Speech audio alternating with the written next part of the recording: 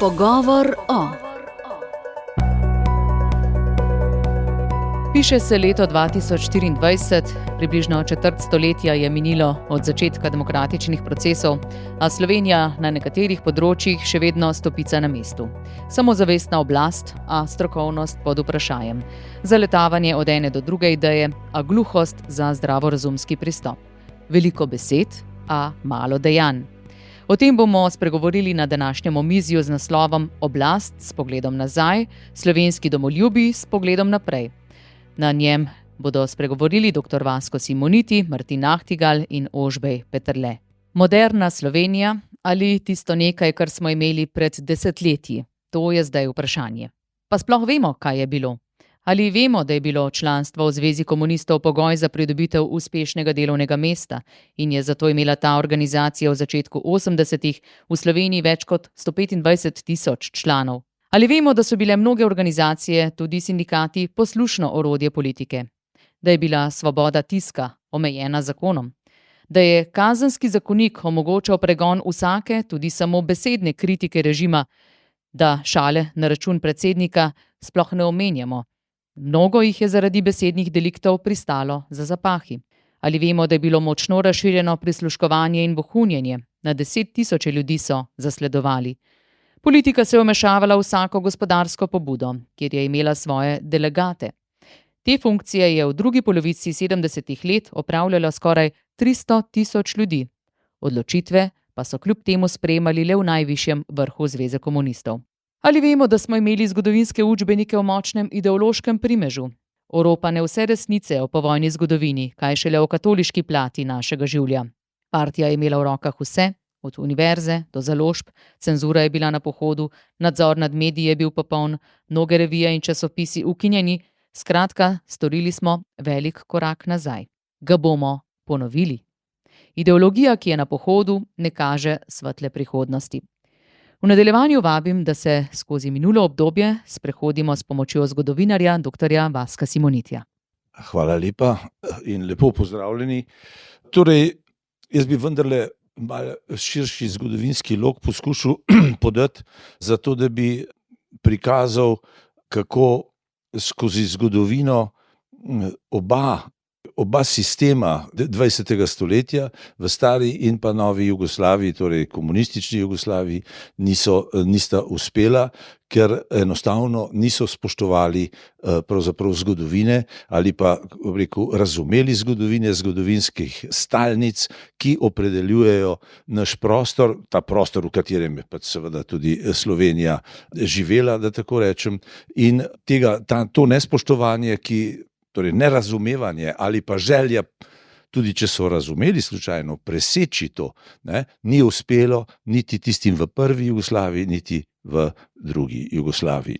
Gre namreč za to, da so narodi na tem balkanskem prostoru, torej te, ki so se združili v obe Jugoslaviji, torej želeli pobegniti, da poenostavim, bom malo schematičen, bolj enostaven, upam, da bomo potem v pogovorih lahko še kaj pojasnili, so skušali enostavno pobegniti iz obstoječih okolij Avstro-Ogrske, bi človek rekel, in pa seveda iz pritiskov, ki so se kazali drugje na Balkanu, in aspiracije posameznih narodov so že strukturirane v države, želele seveda imeti določen vpliv.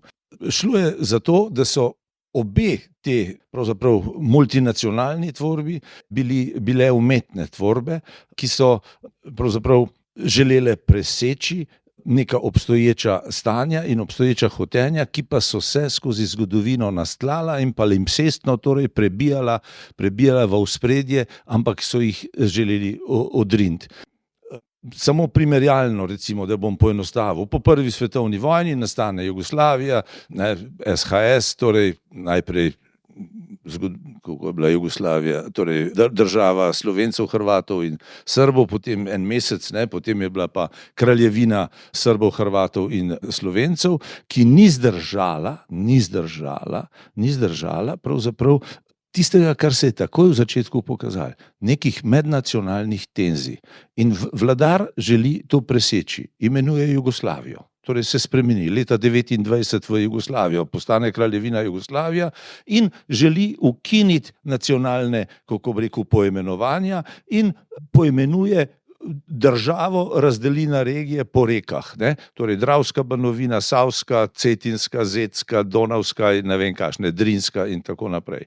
To želi seveda preseči. Želi potem, tenzije so bile še vedno večje in večje in na koncu mora popustiti Hrvaški, da ustanovijo leta 1939 Banovino Hrvaško, ki je bila relativno velika in je zasedla velik del Bosne, ne, in jo želi seveda poimenovati. Ampak to je spodbudilo leta 1939 isto, Srbija je rekla, zdaj bom pa še jaz, ne, in želim, da nastane Banovina Srbija, kjer bi vzeli isto določene dele ostalih banovin. Ne. In tudi Slovenija reče, Slovenci rečejo, zahtevamo Banovino Slovenijo. Ne. Seveda potem druga svetovna vojna razstreli Jugoslavijo, ne? Razstreli Jugoslavijo, ampak kaj je bil problem? Problem je bil, da je tako Hrvaška zajedla velik del prostora Bosne, kot tudi Srbija je želela velik problem Bosne, ne? In tukaj je bila ta tenzija, ki je že iz stoletja naprej bila. Do tega bomo še prišli.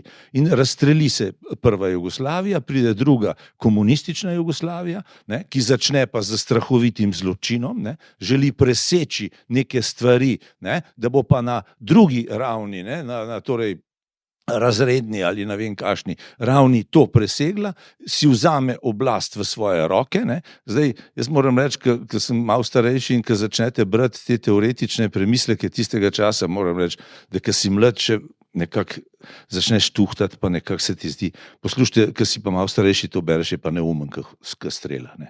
Torej, slabe obrazložitve, slab intelektualni zaledje, ampak vendarle, potegnilo je za sebe, z nasiljem je potegnilo za sebe mnoge ljudi, ne, in želela to preseči, ne.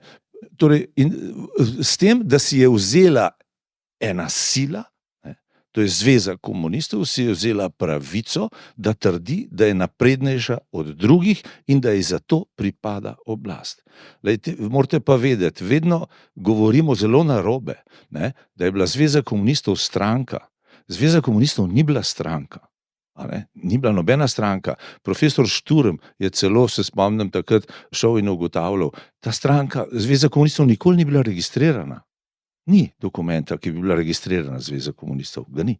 In Zveza komunistov je bila gibanje. Pazite, razlika med stranko in gibanje je pa velika. Stranke so znotraj, mogoče bosta mlajša kolega potem povedala, ko nove družbene, torej parlamentarne demokracije imajo stranke, ne, ki znotraj tekmujejo z različnimi pogledi in tako naprej, torej svojimi vrednostmi in ne vem kakšnimi pogledi, ampak vendarle v okviru nekih pravil, ki se pravi demokracija, ne, ki priznava človekove pravice, svoboščine in skratka omogoči uravnavanje medsebojnih odnosov in ustvarja dialog, da se preživi, živi in tekmuje. Ne. Zveza komunistov je bilo gibanje, ki ima v svojem izhodišču napisan, da želi spremembo. Oni želijo torej strukturne spremembe narediti. Oni so se skrivali za tem, da cel čas napredujejo. In to so napredovali pa tako, da smo imeli diktaturo proletariata od začetka, takrat, ko delajo najstrašnejše zločine, ki so obupno razsežni, ne, in potem seveda spremenijo to v samoupravni socializem, ne, 51. ali 52. Potem v socializem s človeškim obrazom in, kako bi rekel, preko nekih faz naj bi prišli do raja, o katerem govorijo. Zdaj, to so opravljali ljudje relativno preprostega duha, ki so bili zavezani nasilju.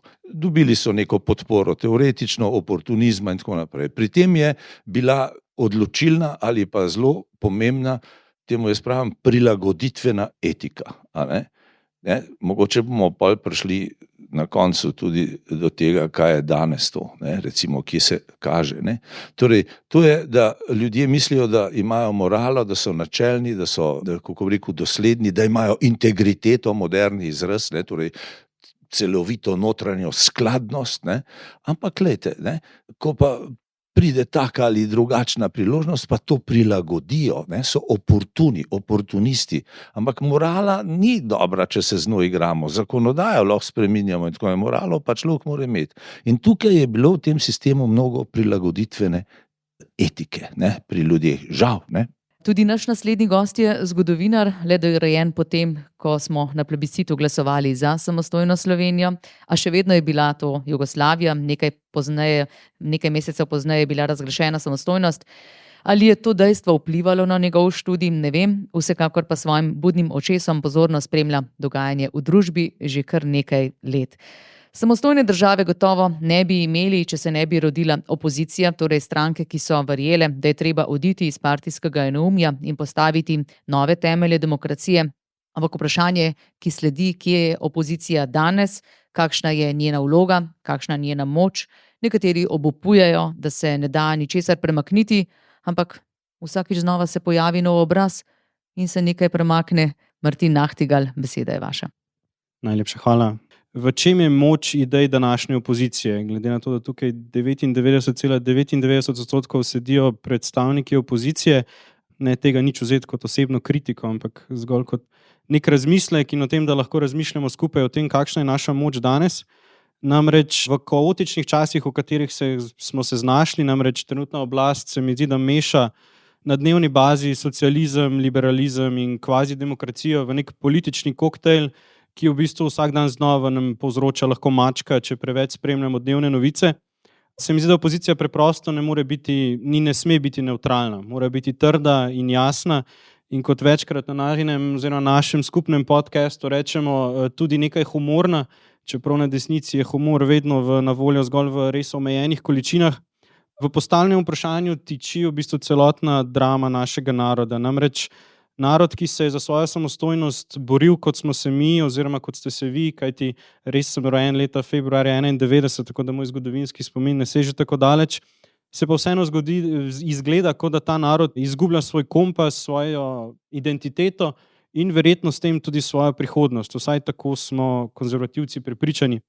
Namreč neverjetno je to, da ta konzervativna misel, ki je sooblikovala in oblikovala osamosvojitev, katere predstavnike imamo tukaj danes tudi sedeče, je dan današnji tako slabo sprejeta pri oblasti, pri trenutni vladi in se obravnava mestoma prav zaničljivo in celo zasmehuje. In zanimivo je to, kako je to sploh mogoče, saj prav ta misel oblikovala največje civilizacijske dosežke Zahodne Evrope in z njimi, kot rečeno, tudi temelje slovenske državnosti. Morda, če se obrnemo k politiki, moč ideje konzervativne opozicije ni v bombastičnih sloganih ali praznih obljubah. Jaz mislim, da nasprotno njena moč je v globoki povezanosti z realnostjo. In ta realnost nam kaže, da brez trdnih vrednot ni trajnega napredka. Medtem ko na dnevni bazi poslušamo liberalno politiko mahati s floskami o napredku, enakosti, pravicami, konzervativna misel ponuja resnične temelje, na katerih se lahko zgradi stabilna družba.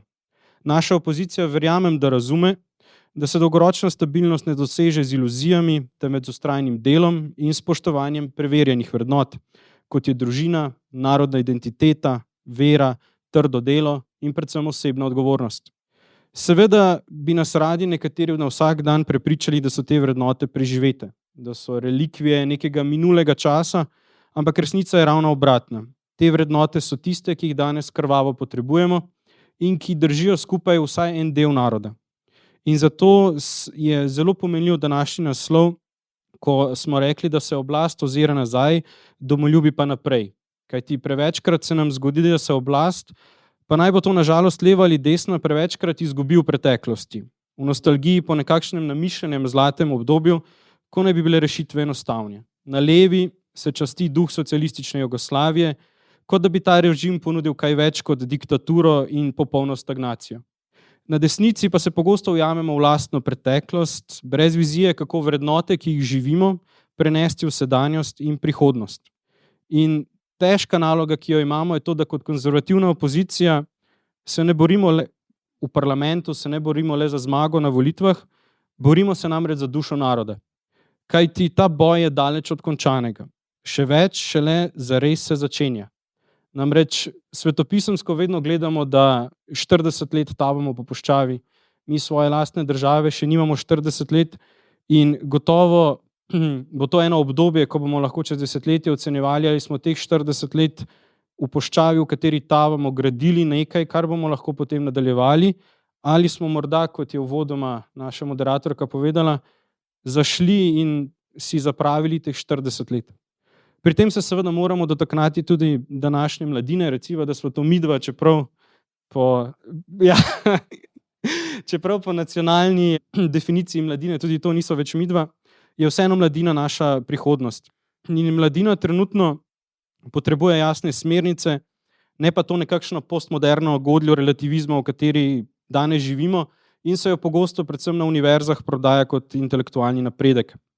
In tu pridemo recimo do prve prave moči opozicije, da mladim ponudi jasno alternativno vizijo Slovenije. Da jim pove, da je biti Slovenec vredno ponosa, da imeti domovino ni sramota, temveč privilegij, ter to, da se zavedamo svojih korenin, ne pomeni, da smo ohromljeni za razmišljanje o prihodnosti. In današnji mladi so ujeti v svet, kjer v bistvu nič več ni trajno in vse je zamenljivo. Tako se, kot je Tanja rekla, menja oblast z novimi obrazi, tako nas poskušajo tudi prepričati, da se da vrednote menjati enako kot nove obraze. Vendar se mi zdi, da je to ena izmed nalog in prihodnja moč opozicije, da te vrednote, ki so trajne, te vrednote, ki so stabilne, znamo postaviti v kontekst sodobnega časa, o čemer se mi zdi, da ima nalogo, da bo razlagal več Ožbej. In jasno je, da tudi opozicija, čeprav ima veliko uspehov za seboj, ima tudi kar nekaj križev in težav. Prevečkrat se zdi, da smo pasivni, prevečkrat se zdi, da zgolj reagiramo na politične napade, namesto da bi ponudili lastno celovito vizijo. Prevečkrat smo ujeti vlogo kritikov, ne pa ustvarjalcev. Moramo izstopiti iz te vloge žrtev in zavihati rokave, kajti naj bo jasno, konzervativizem ni pasivna ideologija, to je ideologija ustvarjanja, ideologija, ki gradi, ki zna graditi mostove med preteklostjo in prihodnostjo. Kajti smo edini, ki se zavedamo to, da samo s koreninami lahko tudi gradimo prihodnost in da brez teh korenin so ideje in vrednote, ki so ponujene na dnevni ravni, plehke in v bistvu nepotrebne. Za prvi korak pa je verjetno nujna izobrazba, pa ne izobrazba na univerzah, fakultetah in tako naprej, vendar izobrazba med nami samimi, v naši skupnosti, da razumemo, kaj zagovarjamo, predvsem takrat, ko smo zunaj teh skupnosti zasmehovani. Potrebujemo kulturno revolucijo v najboljšem pomenu besede, potrebujemo medije, ki bodo širili naše ideje, potrebujemo književnost, ki bo raziskovala naše vrednote in potrebujemo umetnost, ki bo slavila našo identiteto. In potrebujemo tako politiko, ki bo naše ideje tudi udejanjala. Pri tem pa je seveda ključna vloga gospodarstva, ki mora razumeti, da brez ustrezne podpore se vsega tega ne bo dalo udejaniti. Drugi korak pa je gotovo povezovanje. Mene veseli, da danes vidim tukaj predstavnike vseh treh pomladnih strank, kajti današnja opozicija je preveč razpršena. Preveč je egoističnih interesov, preveč je rivalstva in moramo stopiti ven iz okvirjev strankarskih interesov in graditi močno konzervativno platformo, ki bo privlačna za širši del prebivalstva. Namreč marsikdo se danes ne najde v strankarskih strukturah, pa naj bo to podmladke ali interesne skupnosti. In seveda pomembno je, da stopimo delno tudi izven nacionalnih okvirov, kajti bitka za vrednote ni bitka samo Slovenije, ampak se dogaja v celotni Evropi in širše. In naj ne bo pomote, tukaj ne gre za zagovarjati, da moramo slepo slediti nekim zunanjim trendom sosednjih recimo držav, vendar moramo dejansko braniti to, kar smo ustvarjali, smo narod inovatorjev, a ne smemo dopustiti, da nam ta inovativni duh izbriše našo bistvo. Pri tem pa, kot je že moj predhodnik dejal, nikakor ne smemo pozabiti na vlogo cerkve. Namreč govoriti o uspehih predvojne SLS, o protikomunističnem delovanju, o rušenju diktature in osamosvojitvi, o vsem tem se ne da pošteno govoriti brez priznanja ključne vloge cerkve in njenih akterjev. Vendar v sodobnosti, po izpolnitvi tisočletnih sanj o lastni državi, izgleda, da se cerkev tudi ravno tako občasno, interno sektaška, miselno neenotna in prevečkrat farizejska ter preveč odmaknjena od svojih korenin, otepa svojega poslanstva. Poslanstva, ki je, da je del tudi okolja, družbe in naroda, v katerem živi in dela. Ravno cerkev, ki je vpeta v življenja ljudi, je cerkev, ki je smerokaz k nebesom. In tudi tukaj recept ostaja preprost v ideji ter zapleten v izvedbi. vlagati v ljudi, biti delodajalec, biti podpornik glasov razuma, ter hkrati biti svetovalec, zavetje in odskočna deska v enem. Izobraževati v župnijah, kadrirati ter priporočati ljudi za razvoj na višjih ravneh. Od gospodarstvenikov zahtevati poštenost, kot tudi podporo družbenemu delovanju, ne le zidovom in restavratorjem. Vendar vse to verjetno terja en poseben ločen večer debate, zato morda zgolj še zadnja misel, da se ne smemo biti se bati, biti provokativni. Prevečkrat se konzervativci zapiramo v svoje varne cone, namesto da bi odprto in jasno zagovarjali svoje stališče. In zakaj je to pomembno? Zato, ker če pod črto potegnemo preprosto zato, ker imamo prav. In naša dolžnost je, da to povemo na glas in s ponosom. Morda za konec še to, današnja oblast maha z rokami, kričijo napredku in nas zmerja starodobnimi reakcionarji. A mi vemo resnico, to, da je prava moč v pravih in preizkušenih idejah. Oblast gleda nazaj, ker nima vizije za prihodnost. Mi pa gledamo naprej, ker gradimo prihodnost na trdnih in znanih temeljih. Namreč današnja oblast ima vedno rada novo barvo na starih stenah, kot da bi preprosta plast sveže barve spremenila to, da gradijo na gnilih temeljih. Mi pa se svojih temeljev zavedamo in naši temelji so dobri. Oblast meče pesek v oči, mi pa rušimo iluzije. Oblast govori o napredku, mi pa ga živimo. Hvala lepa. Ožbej Peterle je bil z osamosvojitvenimi procesi zaznamovan kot otrok. Oče Alojz je bil predsednik prve osamosvojitvene vlade, česar seveda takrat ni razumel, Ožbej oče pa. Najprej morda vaš razmislek o tem, je konzervativna misel torej še aktualna ali je treba vse podrediti svobodi, ne bo z malo ali veliko začetnico. Hvala lepa za povabilo. Ja, dovolite mi malo. En izmed podatkov, ki me je zelo pretresel v zadnjih 2 tednih, je ta, če ste brali recimo analizo Mladi 2024, se je pokazalo, da 22% mladih med 15 in 29 letom ne vidi smisla v življenju oziroma se jim zdi življenje prazno in se pravi vse skupaj se mi zdi brez veze. Torej vprašanje je seveda, kakšen sistem ste vi, se pravi smo tudi mi ustvarili, da skoraj da četrtina mladih ne vidi neke prihodnosti za naprej. In tukaj seveda pridemo do obstoječega sistema, ki je v bistvu, to vprašanje je seveda zelo široko, lahko govorimo sociološko, psihološko, konec koncev politološko, zgodovinsko. Če se bolj osredotočimo na politologijo, se pravi, govorimo o sistemu, ki nekako je zahodni sistem, ki bazira na liberalizmu. In se mi zdi, da liberalizem kot tak je naredil veliko dobrega, tako da se ne strinjam s tem, da je pač vse, kar je danes tukaj slabo daleč od tega. Verjetno še vedno živimo najbolj uspešno, mi smo uspešni, vsaj po kazalcih. Če se rodiš danes, je verjetno boljš, kot če se rodil kadarkoli na svetu v preteklosti. Ampak razmišljamo o liberalizmu, moramo tudi kot prvo razumeti Slovenijo in kontekst Slovenije v tem prostoru, v katerem smo. Torej, Slovenija ima 2 milijona ljudi, Slovenija ima gospodarstvo, ki je pač manjše od dunajskega. Slovenija pač bo vedno del širšega zeitgeista zahodne družbe.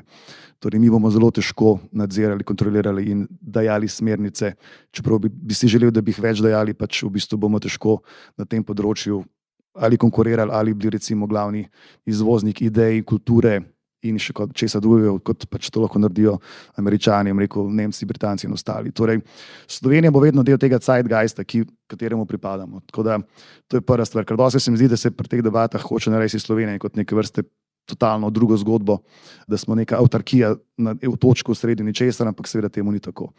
Kot drugo me zanima, ker bo govora danes tudi seveda še v konzervativizmu, če smem vas, draga publika, vprašati, kdo od vas, prosim, dvignite roke tisti, ki se od vas deklarirate za konzervativce. Tako da, roke gor, prosim. Ok, se pravi, skoraj da več kot polovica po mojih izračunih, kar visok procent, ker v Sloveniji se mi zdi, da je dostikrat ta pojem rahlo nezaželen, ne v bistvu razumljen, kot je že prej Martin malo nakazal, ampak se mi zdi dostikrat, da politična elita naša oziroma politični razred ne zna idej, ki so nam globoko blizu, tudi predstaviti na političnem parketu na način, da bi pač to ljudje nekako razumeli. Tako da, če gremo v osnovo, konzervativizem pomeni to, kar pomeni, se pravi, tle je veliko definicij, tako kot je definicija liberalizma 150, približno podobno tudi pri konzervativizmu. Ampak to, kar tukaj jaz najraje citiram gospoda Rogerja Scrutona oziroma Sir Rogerja, ki je pač nedavno preminul, On ponavadi odgovarja na vprašanje o tem, kaj je konzervativizem, pač predvsem pravi to, da je to ljubezen do tega, pač, da smo podovali nekaj dobrega in to imamo radi in to želimo predati našim zanamcem naprej. Ne. Torej, prvi skrb je to skrb, je to ljubezen do tega, kar smo, kar predstavljamo, je to v bistvu tisto, kar smatramo, da je dobro v družbi, želimo ohraniti in predati naprej naslednjim. Ne. S tem se lahko verjetno marsikdo poistoveti. Ker večina, marsikdo razume konzervativno misel kot v bistvu obstanek v preteklosti in nezmožnost delati nobenih sprememb, daleč od tega, ne, se pravi, mi nismo reakcionisti, ampak smo konzervativisti v smislu, da želimo tisto, kar je dobro, konzervirati in tudi beremo Burka. Burke se zavedal, da samo preko sprememb lahko ohranimo tisto, kar nam je blizu in kar nam je dobro. Torej se zavedamo počasnih sprememb, da lahko ohranimo tisto, kar nam je blizu. Po drugi strani, konzervativizem seveda ni najbolj verjetno priljubljena tema ali pa tudi, kot je Scruton dostikrat povedal, parole konzervativizma so relativno slabe. Ne. Če prijete vi pred Trg Republike pa rečete, imate tam, se pravi, parolo, razmislimo, počakajmo, dajmo se malo obotavljati, ne skakati v vodo brez vode. Torej imamo v bistvu neke stvari, ki so po defaultu manj, se pravi, niso agitpropovske, ne, so bolj zadržane, so bolj premišljene in zaradi tega tudi mogoče včasih manj navdihujoče. Ampak nasprotno, mislim, da pač znotraj tega se skriva nekaj, kar omogoča pač našo skupno rast. Tako da še ena stvar je seveda specifika, rekel, konzervativizma je to, da za razliko od liberalizma in kot koncev komunizma, da tukaj govorimo o neki partikularnosti. Ne. Mi ne moramo, konzervativizem kot tak ni univerzalen, se pravi, ne moramo aplicirati istega konzervativizma recimo na vse narode po svetu. Ne. Nasprotno, ker recimo nek Anglež oziroma nek Američan, nek Malezic ali pa nek Slovenc seveda imata do določene mere mogoče skupne vrednote, seveda so pa v vrednotih različnih in če želimo to ohranjati, seveda ne moramo tako preprosto tega univerzalizirati. Ne. Ampak naloga je eno, se pravi, vsakega konzervativne misli oziroma naroda v tem smislu, ali pa ni treba, da niti narod, da mora predvsem definirati, in tukaj mogoče Slovenci v zadnjih 30 letih nismo še dosti naredili, kaj pa je tisto, kar sploh želimo konzervirati oziroma ohranjati. To je neka taka stvar, ki se mi zdi, da se to preredko vprašamo. Torej, kaj je ta naša specifika slovenska, ne? Kaj je to, od jezika do kulture, do lahko mi govorimo od vlaganja kumarc do cvička in delanja salam, če želite. Ne? Hoje, hribe, seveda poleg osnovnih religij, kulture, jezika in vse ostalo. Pač velike stvari, ki nas dela nekako specifične. In pa ne mislim spet ohraniti specifičnosti zaradi same specifičnosti. Pač tisto, kar se nam zdi dobro in lepo, je fajn, da tudi obdržimo. In tukaj prej se pogovarjamo glede napredka oziroma prihodnosti. Mislim, da moramo to domačo nalogo narediti, da se sploh soočimo s tem, kaj je tisto, kar želimo nekako ohraniti in potem dati seveda tudi naprej. No, dosti knjig obstaja na temo samega liberalizma oziroma kaj je šlo narobe. Meni se zdi, da je nekako, kot se rado reče, ne, vsaka revolucija v neki fazi začne jesti svoje lastne otroke. Jaz bi to uporabil tudi za posamezne ideologije. Ne. Vsaka ideologija, neč vsaka, ampak veliko njih v neki fazi začnejo same sebe jesti. In mislim, da je liberalizem prišel do te faze, ko so tiste stvari, ki so bile kot smatrane in še danes so kot neke vrste od razsvetljenskega poziva k razumu do svoboščin, svobode govora, svobode izbire, se pravi vere, svobode tiska, do koncev tržnega gospodarstva, se pravi nivo blaginje, katerega živimo danes, ga nikoli v preteklosti nismo živeli, govorim vse človeško, če bi lahko samo cifre uporabljali. Ne?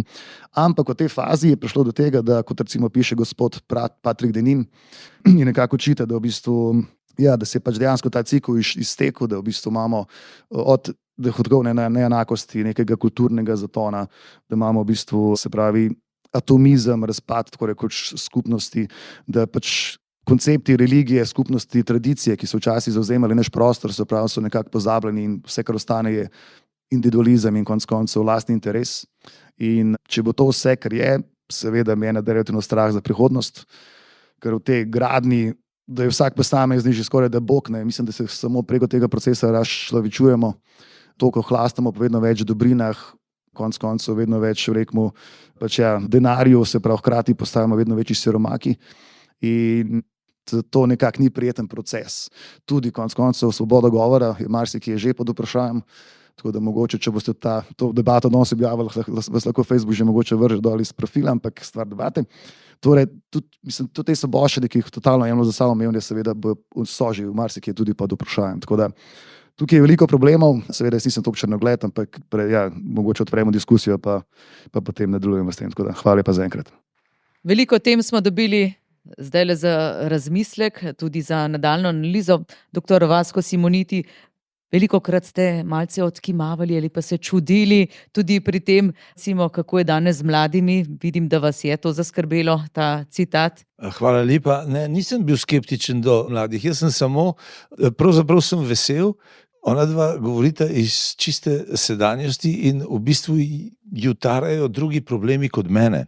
Recimo, ampak oboji so tako, ne, recimo vsaj v grobem, ne, oboji so pa legitimni. Mislim pa, da vsi izhajamo iz istega izhodišča, da je demokracija, torej parlamentarna svoboda demokracija s človekovimi pravicami in z vsemi tistimi svoboščinami in tako naprej, da je to izhodišče, s katerega govorimo, če želimo družbo imeti tukaj delujočo in, kako bi rekel, z vsemi revami in težavami, ampak vendarle parlamentarno, demokratično, svobodno družbo, ki počiva na tistih temeljnih človekovih pravicah, saj jih vemo in tako naprej. Ne? To je, če je to izhodišče, potem se jaz z vsem strinjam. Ne? Kolega mlajši je tudi povedal, da je več definicij tega konzervativizma, da je neokonzervativizem, da je ne vem kakšen. Ne? Torej, mogoče tukaj bi bilo treba malo specificirati, ker se pod konzervatizem ali pa konzervativizem in tako naprej velikrat potem ljudem imputira, ne, in jih nekako potiska v polje tistih desnih ali pa ekstremnih desnih in ekstremnih levih pozicij, ki potem hitro pride do beseda fašizem in podobne stvari. Ne. To včasih želijo levičarji sugerirati, ne, ko govorijo o konzervativcih in tako naprej. Ampak je pa vprašanje drugo, ne. Mislim, da mlajši ljudje izhajajo iz pozicije, kot da je delujoča demokracija. Jaz pa imam težave s tem, jaz pa mislim, da ni delujoče demokracije in da sem skeptičen, če je prava demokracija. To mene splaši. Vas nisem vprašati, kako bi definirali koncept prave demokracije. Z parlamentarno demokracijo, ki pristaja pravzaprav na temeljne svobode in svoboščine, torej svoboda veroizpovedi, svoboda govora, privatna lastnina in seveda varnost. Varnost, ki mora biti zagotovljena, in z parlamentarno demokratično svobodno demokracijo, ki sama sebe nadzoruje, in država, ki mora ščititi predvsem ljudi, človeka, državljana. Ne pa obratno, tako kot je bilo, ko je država ščitila samo sebe pred osebami, ne pred državljani, torej pred ljudmi. Ne. No, in jaz mislim, da to hočem reči, ne, lejte, kako bi jo definiral, tako kot sem povedal, hkrati pa povedal tisto, kar je nekaj nevralgičnega še danes, ne? In razmerjajo potem z konzervativci, fašisti in podobno in čaja vleče in tako naprej. Lejte, gre za odnos do mrtvih, do smrti in življenja, ne? Ker samo živi lahko imajo odnos do mrtvih. To je tako imenovana nekropolitika. To je meni navdaja, da ni demokracije. Mi imamo, in vsi dobro veste, ne? Imamo neke stvari, ki niso poravnane in urejene. Pravica do pokopa. Mi imamo danes to grozo, ki mi navdaja, da ni demokracije, da politična oblast, pazite, določa, ali bo kdo pokopan na pokopališču ali ne. Ni pa to družbena norma. Ne more biti eden še vedno mrhovina. A razumete? Zato imam jaz skepso do demokracije. Zato imam skepso do tega, kako bi rekel, političnega sistema, ki je podoben, bomo rekli, demokraciji in ne more napredovati. Torej, ja, obrnjeni so v preteklost, ker s tem črpajo svojo legitimiteto. Oni ne želijo prepoznati skupnih vrednot, ki so bile izražene 90-91 leta. Skupne vrednote. Oni jih zanikajo in hočejo narediti kontinuiteto. In tukaj je ta problem, ki ogroža, torej, kako bi rekel, moj pogled na demokracijo. Gospod Nahtigal, torej se strinjate, da je invalidna demokracija? Invalidna demokracija mogoče je pa dejstvo nekaj, namreč gospod profesor je rekel, da mogoče mladih to ne zanima, ali pa da mogoče to niso skrbi mladih. Jaz mislim, da v resnici se mladim dogaja najhujša stvar, da se ne zavedajo tega, da bi jih to moralo skrbeti.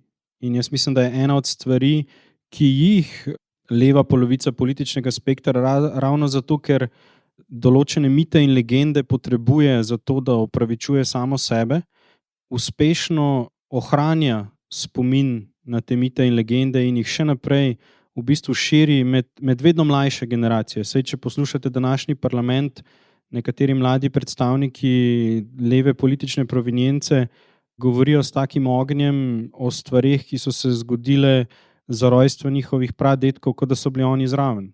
In to je strašljivo dejstvo, da ljudje rojeni leta 2000 uporabljajo pojme, ki bi jih jim verjetno zavidal Stalin.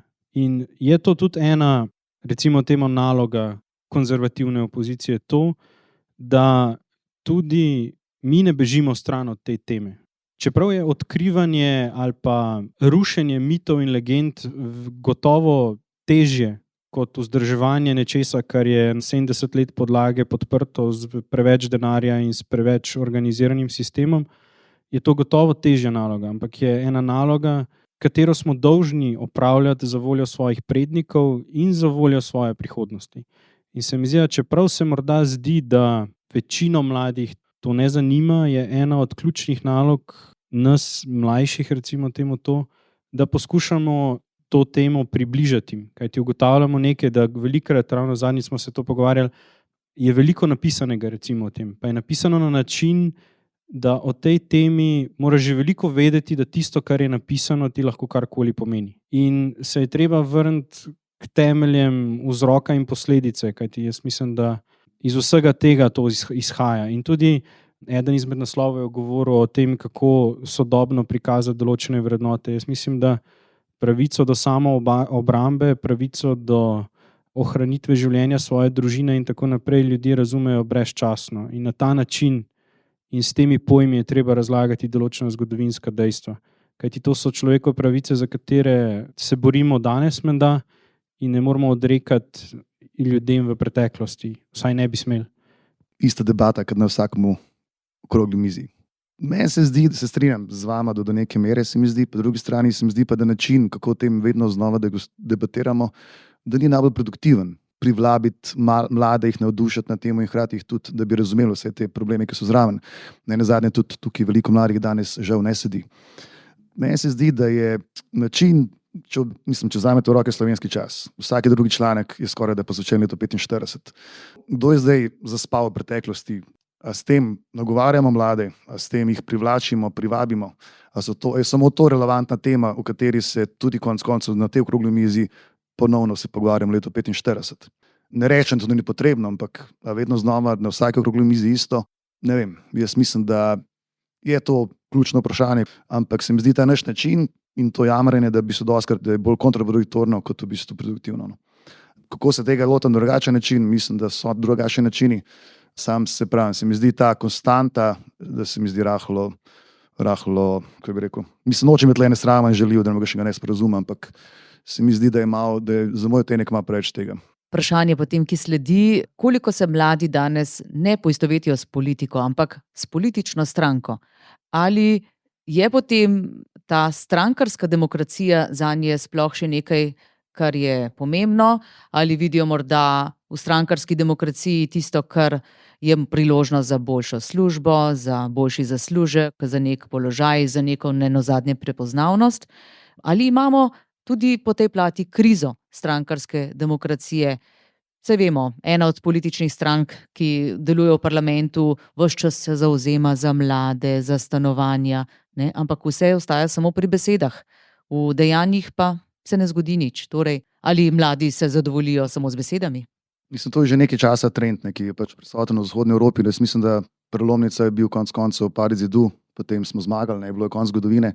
Ampak glede tega nekega, rekel, zatona demokracije, mislim, ne zatona, ampak v bistvu nekega redukcije, bi rekel, no, se pravi, ker že leta, mislim, 2006 je Peter Mayer napisal knjigo Ruling the Void, ne, se pravi, vladavina, mislim, votna vladavina bi temu rekli, ne, se pravi, kjer on ugotavlja, da, ne vem, angleški konzervativci so imeli še 20 let nazaj 2,5 milijonov članov, ne, danes jih imajo 140 000, ne, se pravi, noben, mislim, udeležba na volitvah pada iz volitve v volitvo, ne. Veliko ljudi je nezainteresiranih in jih boli in tudi večinoma v Sloveniji polovica ljudi ne prebere ene knjige na leto in polovica ljudi ne gre volit.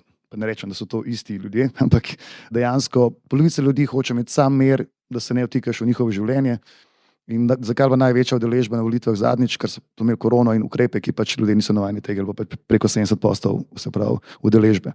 Večina ljudi hoče živeti svoje življenje na način, da se pač država čim ven v to upleta, ampak po drugi strani pa tudi moraš biti kar malo poseben, da se greš politiko, no, se mi zdi. No, pač jaz sem rastel gor v taki družini, ampak danes, mislim, realno, moraš biti malo poseben, da se tega greš, oziroma moraš imeti kar toliko enega sranja, ki ga dobiš, no, se pravi, moje francoščini, toliko enih problemov, lahko meri si humorov, pisanja o tvoji družini in vse ostalo, pač, da ustrajaš to, pač ni preprosto. Ne. Se mi zdi, da tukaj tudi sistem, tako kot je nenaklonjen temu, in zato pač govorimo zdaj danes o politiki kot o močvirju in vse ostalo.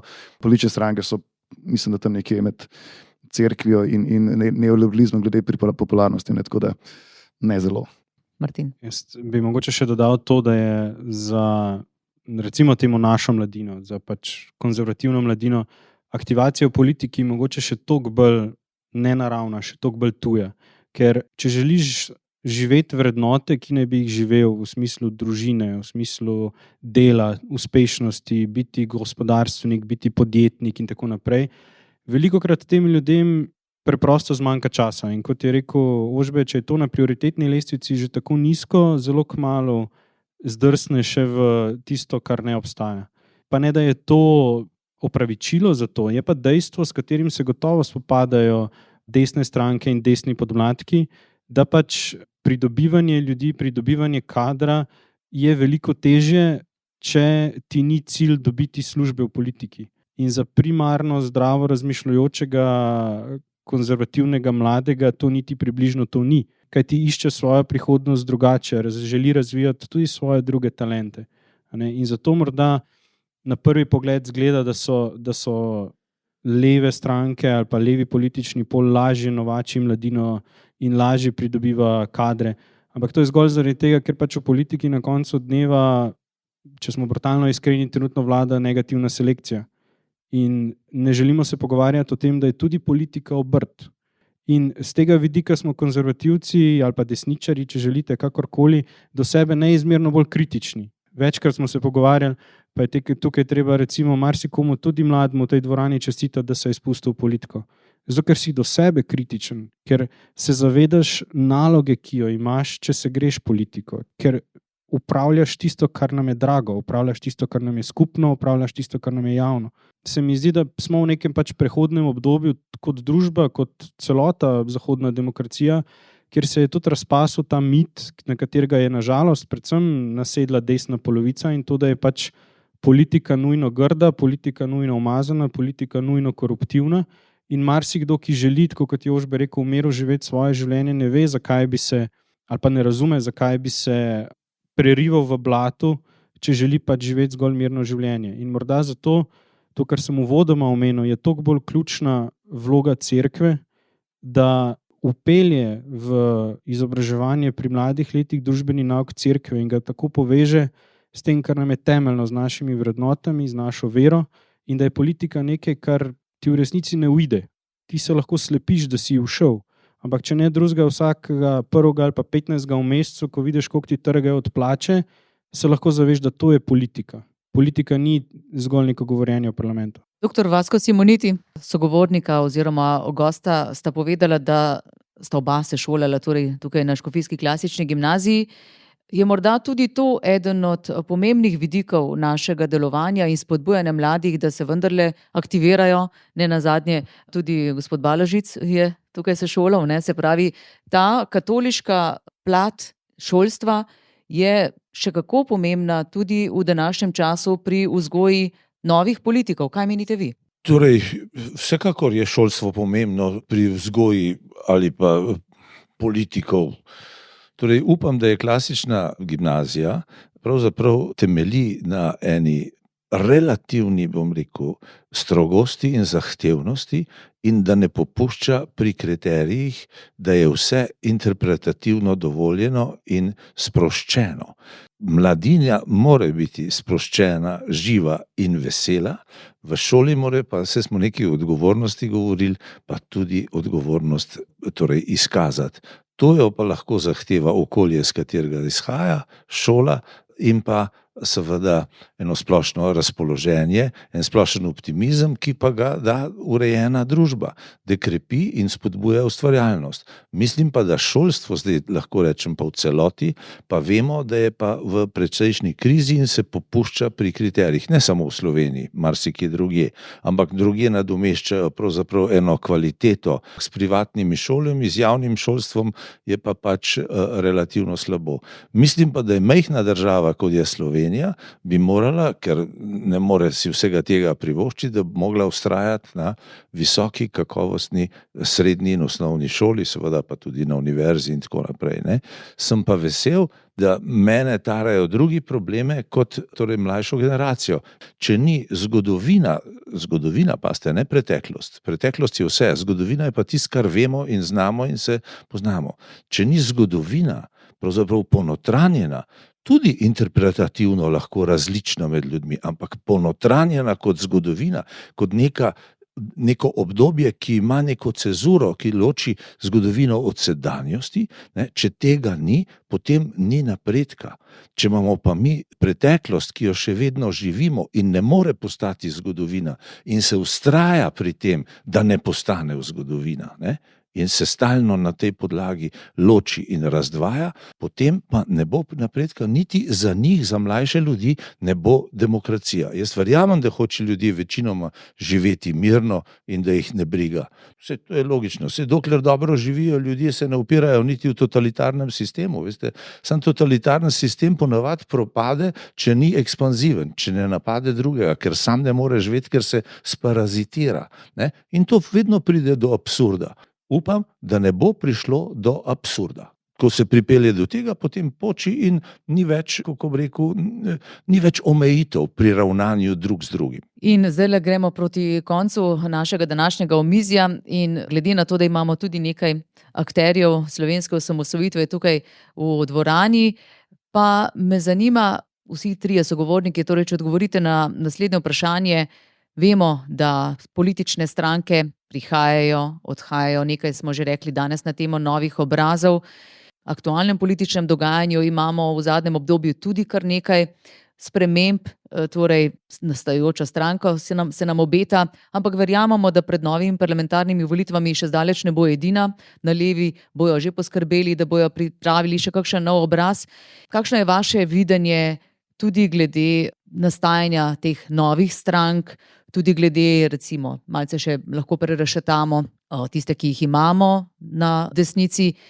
Kako vidite to vez z osamosvojitvijo in prihodnost, ki se nam obeta?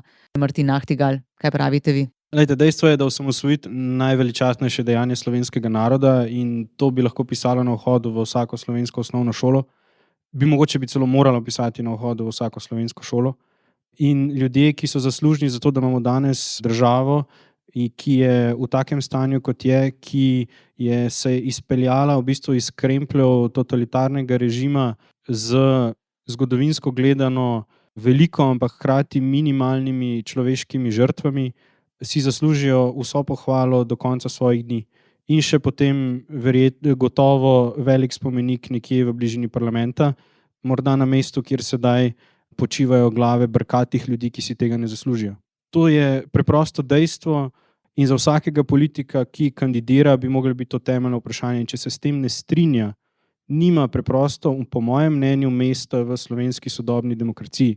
Kajti zagovarjati ideje, ki jih je slovenski narod v preteklosti plačal krvavo, jih ne rabimo ponavljati.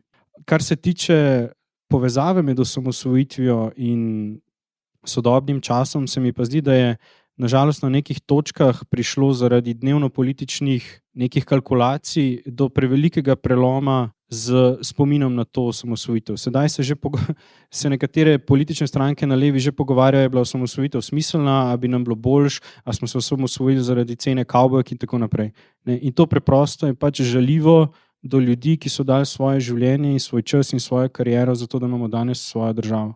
Kar se pa tiče sodobnih političnih strank v smislu nastajanja novih strank, propadanja strank in tako naprej, roko na srce, nič ni večno, v državi mogoče edin davkarija, v življenju pa nebesa, tako da mislim, da se glede tega ne splača preveč obremenjevati, namreč če je neka stvar, se izteče in morda se bo rodila nova, drugačna, boljša. Hkrati pa treba vedno znova se vprašati, kot se je Ožbej na začetku vprašal, ne, da ohranjamo, konzerviramo tisto, kar nam je ljubo in drago. In da v strankah, ki jim namenjamo volivci, ki tako razmišljamo svojo podporo, da smo prej gotovi, da te stranke ohranjajo tisto, kar nam je ljubo in drago in gradijo na tem naprej svojo prihodnost.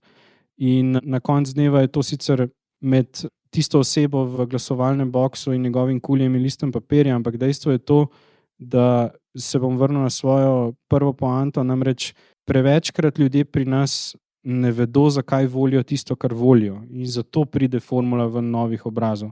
Premalo se pogovarjamo o tem in krožimo znotraj sebe, da bi razumeli, da se moramo glede določenih stvari pač poenotiti in da tudi ljudje, ki ne delijo naših vrednost, nas pač ne morejo zastopati tam, čeprav si to močno želijo.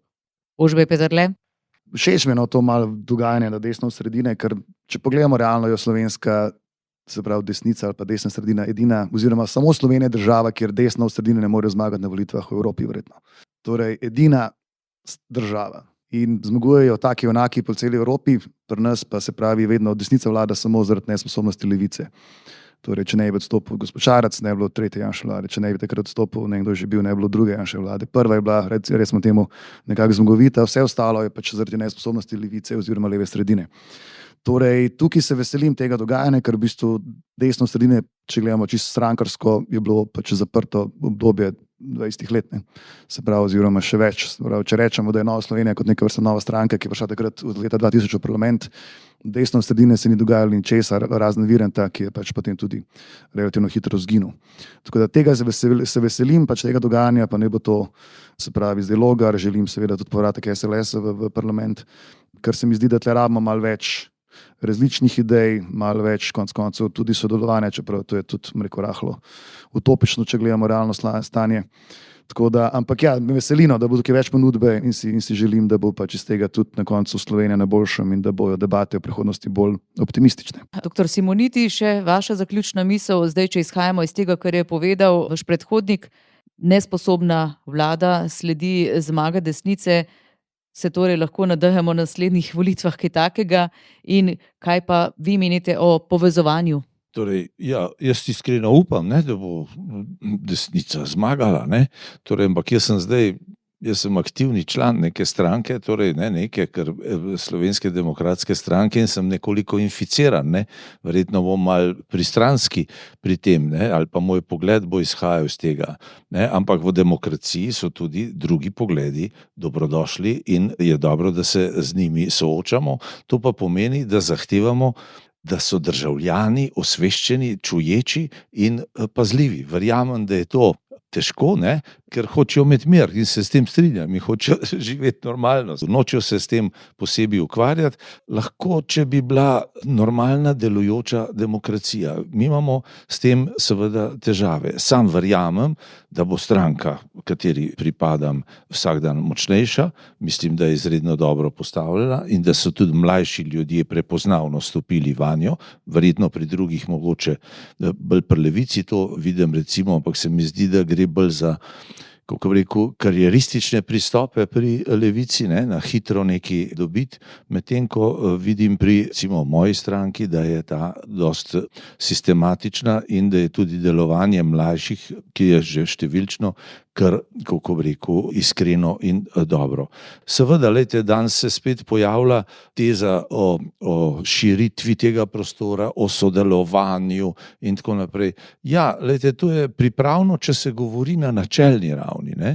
Če si ti predsednik države, recimo imeli smo gospoda Pahorja, ki je bil predsednik države in je to funkcijo po mojem mnenju odlično upravljal kot predsednik države, medtem kot strankarski človek je ta načelnost in širitev in sodelovanje in te, kako bi rekel, izmikajoče besede niso uspele, kajti kaj je v stvarni politiki, strankarski ali pa v vladni politiki, se sreča s konkretnimi primeri. Veste, in jih moraš reševati. Načelno govoriti, širitev pa povezovanje je zelo, kako bi rekel, ušesom prijetno, ampak na koncu to se sliši, veste, tako, ko pa prideš v politiko in če na tem vztrajaš, se pa kaj dogaja? Dogaja se, da ni nihče za nič odgovoren. da hočejo nekakšno socialistično zvezo delovnega ljudstva, različnih pluralizem interesov, ki to ni, in na koncu se kar porazgubi vse in gre vse k vragu. Politika, če je strankarska in pa zmaga na volitvah v okviru demokratičnih pravil, mora biti dosledna, natančna pravzaprav in slediti pravzaprav svojemu programu, ki je v okviru vseh danosti, torej demokratičnih. Veste, pri teh stvarih širitev pa integriteta pa tako naprej, lejte, nekateri so eno stranko zapustili zdaj in o tem govorijo, ne. Zdaj mene zanima, če bojo prišli v politiko, ne, in da bojo stvarno se srečali s problemi. Oni so enkrat že podpisali, pa roke odzignili, recimo za Muzej slovenske osamosvojitve. Ne morem mimo zgodovine sicer, ne. Torej, za dan spomina za žrtev komunizma. A bojo ti ljudje v širitvi in sodelovanju prišli skupaj s tistimi, ki so to odklonili, oni so pa, kako bi rekel, to potrdili, te isti ljudje, ali bo zdaj uporabili tako imenovano prilagoditveno etiko, pa se temu odpovedali. Politika, strankarska, če hočete, tudi zahteva doslednost in operativna politika zahteva sodelovanje, ja, dialog, ne. Lejte, avstrijska politika je imela, ne vem, polovico v zadnjih 50 letih, na pamet govorim, veliko koalicijo. Se ni problem, ne, ampak se je treba natančno dogovoriti in odgovornosti porazdeliti. Pri nas se pa bojim, da se za temi besedami skrivajo neodgovornosti, ne, ker je politika hudo in natančno delo, še zlasti v naši invalidni demokraciji. Hvala lepa. Pa smo spet na začetku, bi lahko rekli na koncu. Se pravi, veliko vprašanj ostaja. Pomembno je, kako se bodo odzivali mladi, kako se bodo vključevali mladi in kako bodo tudi politične stranke, stranke dialoga, stranke, ki bodo omogočale tudi notranjo demokracijo in stranke, ki se bodo znale soočati s težavami, z izzivi, ki še prihajajo in ti še zdaleč niso majhni. Hvala lepa vsem trem sodelujočim na tokratnem omizju, dr. Vasku Simonitiju, Ožbeju Peterletu in Martinu Nahtigalu za njihove misli. Hvala vsem obiskovalcem v dvorani za vašo udeležbo. Hvala pa tudi organizatorjem, civilni iniciativi Prebudimo Slovenijo, za to, da se je odločila tako temo pripraviti. Z vami sem bila novinarka Tanja Dominko. Veliko povemo, tudi z druge strani.